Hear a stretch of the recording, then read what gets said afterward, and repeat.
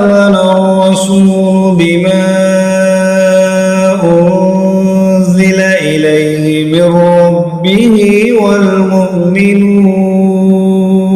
السلام عليكم ورحمة الله وبركاته. தங்களது மேலான ஜகாத் சதகா ஃபித்ராக்களை நமது இஸ்லாமிய கல்விச் சங்கத்திற்கு கொடுத்து உதவுங்கள். அவற்றை ஏழை எளிய மக்களின் இல்லங்களுக்கே நேரில் சென்று கொடுக்க இருக்கின்றோம் இன்ஷா அல்லாஹ்.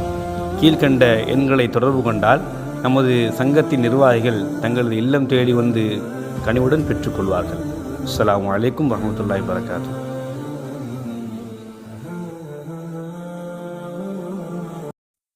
அஸ்ஸலாமு அலைக்கும் வரஹ்மத்துல்லாஹி வபரகாத்துஹு. அல்ஹம்துலில்லாஹ் வஸ்ஸலாத்து வஸ்ஸலாமு அலா ரசூலில்லாஹ் அம்மா பஅத். ஃபஅஊது பில்லாஹி மினஷ் ஷைத்தானிர் ரஜீம். பிஸ்மில்லாஹிர் ரஹ்மானிர் ரஹீம். யா அய்யுஹல்லதீன ஆமனு தகுல்லாஹ ஹக்க துகாத்திஹி வ லா தமூதுன்ன இல்லா வ அன்தும் முஸ்லிமூன். ரப்பி இஷ்ரஹ் லி ஸத்ரி வ யஸ்ஸிர் லி அம்ரி வஹ்லுல் உக்ததம் மின் லிசானி யஃப்கஹு கௌலி. ரதீனா பில்லாஹி ரப்பன் வ பி முஹம்மதின் ரசூலன் பில் இஸ்லாமி தீனா. அனைத்து புகழும் அகிலங்கள் எல்லாவற்றையும் படைத்து பரிபக்குவப்படுத்தி பாதுகாத்து வருகின்ற வல்ல ரஹ்மான் அல்லாஹ் ஒருவனுக்கே புகழ் அனைத்தும் முறைத்தாகட்டுமாக. சாந்தியும் சமாதானமும் நம் உயிரிலும் மேலான ஈருலக தலைவர் கண்மணி நபிகள் நாயகம் ஸல்லல்லாஹு அலைஹி வஸல்லம் அவரின் மீதும் அவர்களது உற்றார் உறவினர்கள் சத்திய சஹாபாக்கள் தாபியன்கள் தபுஅ தாபியன்கள் இமாம்கள் குறிப்பாக நம்மவர்கள் அனைவர்களின் மீதும் என்றென்றும் எப்பொழுதும் நிலவட்டுமாக.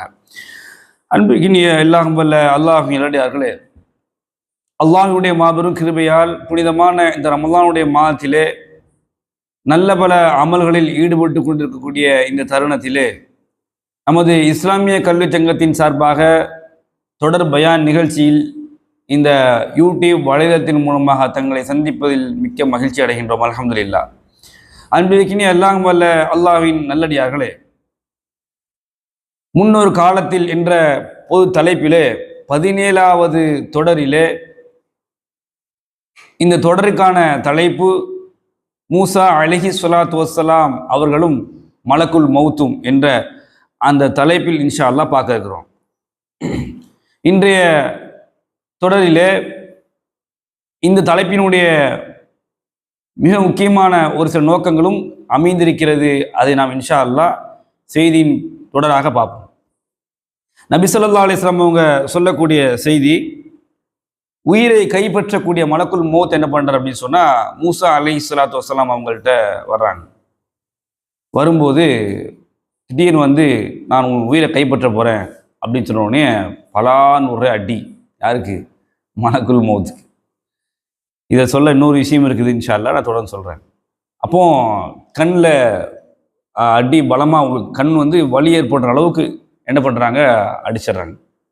இந்த சமயத்தில் என்ன அப்படின்னு சொன்னா, அந்த வானவருக்கு வலி தாங்க முடியாம அல்லாஹ்ட்ட போய், யா அல்லாஹ், தன்னுடைய மரணத்தை விரும்பாத, தனக்கு மரணம் ஏற்படுவதை விரும்பாத ஒரு மனிதனுடைய ரூஹையை கைப்பற்ற சொல்லி சொன்னேன் என்கிட்ட அப்படின்னு கேட்குறாங்க.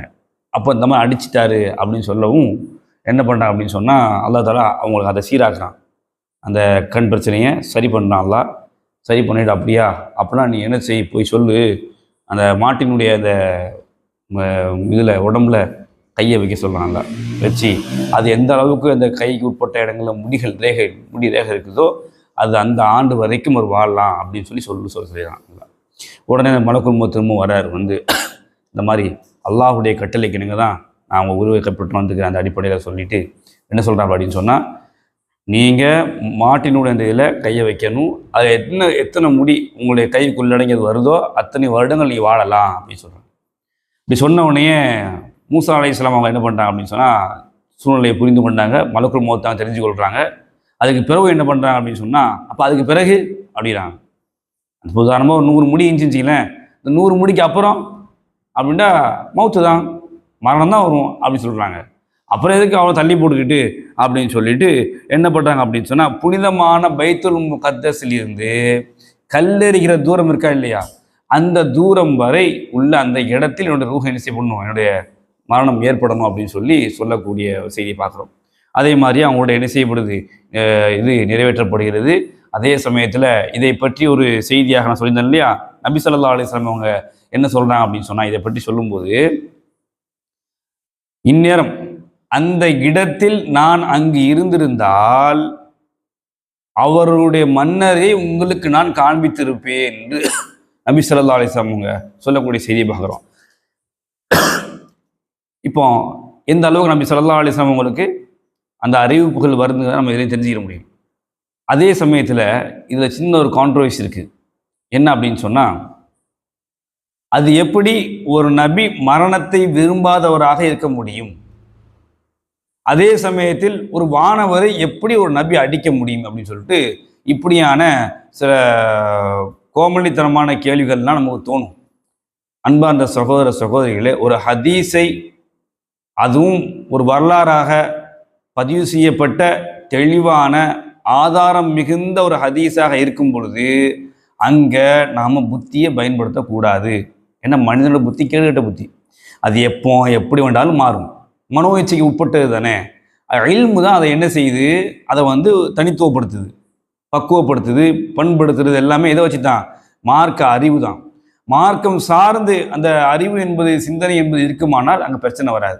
ஆனால் நம்ம இங்கே என்ன பண்ணுறோம், இது சைக்காலஜிக்கலாக வரமாட்டேங்குது, ஒத்து வரலை அப்படின்னு நம்ம என்ன செய்கிறோம், ஒரு மைண்டுக்கு, நம்முடைய புத்திக்கு முன்னுரிமை கொடுக்குறோம். அப்படி செய்யக்கூடாது. மார்க்கம் அதை பேசிக்கலி அடிப்படையிலேயே தடுக்குது. அப்படியான மார்க்க அடிப்படையிலான செய்திகளை படிக்கும் பொழுது என்றைக்குமே நம்ம ஒரு சில முறைகளை வச்சுருப்பாங்க ஹதீஸை படிக்கிறது கொள்றதுலாம். அப்போ நம்ம அந்த மாதிரியான முறைகளை தான் நம்ம என்ன செய்யணும், எடுத்து முன்னேற்றணுமே தவிர, உதாரணமாக ஹதீஸை படிக்கிறோம் அப்படின்னு சொன்னால் ஹதீஸுக்குன்னு சொல்லிட்டு சில விதிமுறைகள் இருக்குது. சும்மாலாம் இமாம்கள் எழுதி வச்சார்கள். நமக்கு ஹதீஸுடைய தரத்தை என்ன செஞ்சுருக்காங்க, எப்படி அவங்க சோதிச்சு பார்த்தாங்கன்னா நம்ம இன்றைக்குமே இந்த ஒரு விஷயத்தை விட்டுருவோம். மற்ற விஷயங்களை கடைபிடிக்கிற விஷயங்களுக்கு நம்ம இன்றைக்கி எல்லாமே நம்ம ஹதீஸ் எடுத்து படிக்கிறோமே இல்லையா? அந்த ஹதீஸுக்கு ஆதாரத்தை நம்ம எதை வச்சு தேடுறோம்? புகாரி ரஹ்மத்துல்லாஹி அலைஹி, ஷேக் அல்பானி ரஹ்மத்துல்லாஹி அலைஹி இப்படின்னு சொல்லிட்டு பெரிய பெரிய மார்க்க அறிஞருடைய அந்த கிதாபுகளை எடுத்து படிக்கும்போது எதன் அடிப்படையில் படிக்கிறோம்? அதே சனது, அந்த அறிவிப்பாளரோட வரிசையை வச்சு தானே பார்க்குறோம். அப்போ அதெல்லாம் அவங்க சரி கண்டதுக்கு பிறகு தான் சொல்கிறாங்க. அதை நாமும் சரி கண்டதற்கு பிறகு, சஹீஹ் என்ற தரத்தில் பதிவு பண்ணதுக்கு பிறகும் கூட அந்த ஹதீஸு ஒத்து வரலைன்னா அது சரியாக வருமாது. அப்போ அடிப்படையிலேயே அது தவறு. எல்லாம் பெரும்பாலும் சொல்கிற இந்த கருத்துக்கு மாற்று கருத்து சொல்கிறவங்க என்ன சொல்கிறாங்கன்னா, இது நபிமார்களுடைய ஒழுங்கில், அது அவங்களுக்கு பண்பாடுகள் இருக்கும்ல, அதுக்கு இது மாற்றமாக இருக்குது அப்படின்னு சொல்லி அவங்க முழு காரணமாக வைக்கிறாங்க. முதல்ல இது புத்தி, அதுக்கு முக்கியத்துவம் கொடுத்து பேசுகிறாங்க. அதை மேற்க முடியாது. ஒன்று. ரெண்டாவது விஷயம், சஹீஹான ஹதீஸின் அடிப்படையில் தரமாக பதிவு செய்யப்பட்ட ஹதீஸு. அப்போது நம்ம தரத்தை எதுக்கு வைக்கிறோம்? இந்த செய்தி உண்மையாக பொய்யான்னு தெரிஞ்சுக்கிட்டு தான் தரத்தையே வச்சுருக்கிறோம். அப்போ அதிலே நம்ம என்ன செய்ய முடியாதுங்க, நம்ம இடைச்சல்கள் செய்ய முடியாது. அப்போ இங்கேயும் அடிபட்டுருச்சு. அப்போ இது என்ன, அப்போ ஏன் இப்படி நடந்துச்சு? அப்போ அதைத்தான் நம்ம சிந்திக்கணுமே தவிர, அதை விட்டு நம்ம இஷ்டத்துக்கு நம்ம என்ன செய்ய வியாக்கியானங்கள், விளக்கங்கள் கொடுக்கக்கூடாது. இப்போ எல்லா இமாம்களும் அந்த இடத்துல அதை எப்படி சொல்கிறாங்க அப்படின்னு சொன்னால், மூசா அலைஹிஸ்ஸலாத்து வஸ்ஸலாம் அவங்கள்ட்ட முதல்ல அந்த வானவர் வந்தார் இல்லையா, உயிரை கைப்பற்றணும்னு சொல்லி வரும்பொழுது சக மனிதர்களை போன்ற தோற்றத்தில் வந்தார் அப்படின்றது தான் நம்ம இங்கே புரிந்து கொள்ள வேண்டிய விஷயம். அப்போ இது சொன்ன ஒரு கேள்வி வரும், அப்படி ஹதீஸை பதிவுபட்டிக்குதா? ஒரு செய்தியை படிக்கும்போது அங்கே நடந்த சம்பவத்தை எப்படி நம்ம புரிஞ்சுக்கிறன்னு ஒரு விதம் இருக்கா இல்லையா, அது ரொம்ப அவசியமானது. அது இந்த இடத்துல நம்ம படித்து தெரிஞ்சுக்கலாம். அப்போ அன்பார்ந்த சகோதர சகோதரிகளே, இந்த இடத்தில் நாம் புரிந்து கொள்ள வேண்டியது, சஹீஹான ஹதீஸின் அடிப்படையில் பதிவு செய்யப்பட்ட ஹதீஸு அது என்றைக்குமே வீண் போகாது. அது தெளிவான ஆதாரங்களோடு எப்போவுமே கடைசி வரைக்கும் நிலைச்சி நிற்குங்கிறத புரிஞ்சுக்கிறணும். அப்போ சாதாரண மனித தோற்றத்தில் தான் வந்தாங்கிறத நம்ம இந்த ஹதீஸில் புரிந்து கொள்ள வேண்டும் என்பதற்காக தான் மேலதிக தகவலாக நான் உங்களுக்கு இதை செய்கிறேன் சொல்கிறேன். அப்போது அடித்தது மலக்குமார் தான் அடித்தாங்க, அதில் எந்த மாற்று கருத்தும் இல்லை. மலக்குடைய தோற்றத்தில் வரலை, சக மனிதராக வந்ததனால் என்னடா அது எப்படிடா நீ ஏன் உயிரை கைப்பற்ற முடியும்? இப்போ நம்மளை பார்த்து ஒருத்தன் சாதாரணமாக நம்மளை பேசும்போது என்னடா அப்படின்னு ஏதாவது திட்டிருந்தா, என்ன நீ அவ்வளோ பெரிய ஆளடா, நீ எனக்கு ஈக்குவலாக பேச முடியுமா அப்படின்னு கேட்குறோமா இல்லையா? அந்த மாதிரி சக மனிதன் சொல்லும்போது நம்ம என்ன செய்வோம், அதை நம்ம தட்டி விட்டு போக பார்ப்போம். அதை ஏற்றுக்க மாட்டோம், அங்கீகரிக்க மாட்டோம், மரியாதை ஏற்றுக்க மாட்டோம். அதே தான் மூசா அலைஹிஸ்ஸலாம். அதே மாதிரி சக மனிதன் சொல்லும்போது டக்குனு கோவம் வந்துருச்சு. அப்போ இன்னொரு கேள்வி வரும். என்ன கேள்வி வரும் அப்படின்னு சொன்னால், அப்போது நபிமாருக்கு மலக்குமாறு எதுன்னே தெரியாதாப்போ அப்படின்ற அடுத்த கேள்வி வந்தாலும் கேட்பேன். புத்திக்கு முக்கியத்துவம் கொடுக்குறாங்கல்ல, அப்படிங்கும்போது அந்த கேள்வி இங்கிருந்து வரதுக்கான வாய்ப்புகள் அதிகம். அதனால் அதுக்கும் இன்ஷா அல்லாஹ் அடுத்த தொடர்களில் நான் உங்களுக்கு சான்றுகளோடு சில முக்கியமான தகவல்களையும் வைக்கிறேன். இன்ஷா அல்லாஹ் வரக்கூடிய தொடரில் நம்ம அதை தொடர்ந்து பார்ப்போம். வாஹிர் அல்ஹம்துலில்லாஹி ரப்பில் ஆலமீன். ஜஸாக்குமுல்லாஹ் ஹைரா. பாரக்கல்லாஹு ஃபீக்கும். அஸ்ஸலாமு அலைக்கும் வரஹ்மத்துல்லாஹி வபரகாத்துஹு. தொடர் 17க்கான கேள்வி. நபி மூசா அலைஹிஸ்ஸலாத்து வஸ்ஸலாம் அவர்கள் தனது மரணம் எங்கிருந்து கல்லெறியும் தூரம் இருக்க வேண்டும் என்று கூறினார்கள். இன்றைய கேள்வி பதிலுக்கான பரிசினை வழங்குவோர் Whitelens marketing services and Right App நிறுவனத்தார்.